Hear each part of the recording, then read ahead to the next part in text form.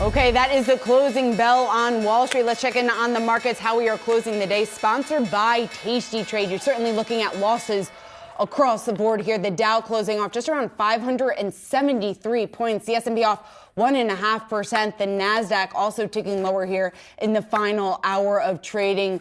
Stocks really selling off following those comments that we heard from Fed Chair Jerome Powell. We could be in this higher interest rate environment for a longer period of time, and more rate hikes look to be on the table. Jared Blikre standing by at the big board here with a closer look at the selling action, Jared, that we did see throughout the day. Yes, nasty day here. Nastiest day for the Dow and S&P 500 in a couple weeks. So let me just show you what's happened today. This I'm going to put on a one-year chart so I can put some trend lines on in here. But we came just about down to the bottom of this trend line right here. So don't want to puncture that. Right here is a 200-day moving average. So in other words, a lot of damage has not been done yet. However, we're going to be on alert for the potential of that. Also want to show you the 13-week and the 10-year T-bill and the T-note yield, I guess, in the bond market. Now, the 10-year is only down about 1 basis point, but let me show you what's happening to the 13-week, which really tracks what the Federal Reserve is doing at the short end of the curve. That is up 12 basis points. And if I show you some candlesticks here over the last 3 months,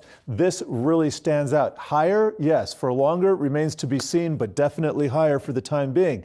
Now, let's check out some of our heat maps here. This is a NASDAQ 100. And despite the nasty tape today, we really didn't have a lot of dark red or dark green. Now, a few standouts. We got Tesla down 3%, AMD up 1%, a few others interspersed here, but not a lot of extreme selling. So that's the good news. Let me take a look at our sector action first. Everything in the red. Staples, the best off of everything. That's down about 1%, but financials really taking a hit. That has to do with the bond movements and the expectations that the Federal Reserve, Jerome Powell, going to choke off the economy. The financials really going to take the brunt of that. Real estate, also very interest rate sensitive.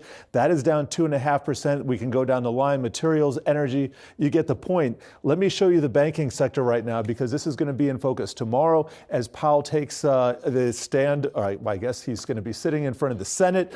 But here is some negative tape for you. Here's Bank of America. That's down 3%. Wells Fargo 4%. Goldman Sachs 3%. So this is going to be in focus along with the bond market tomorrow.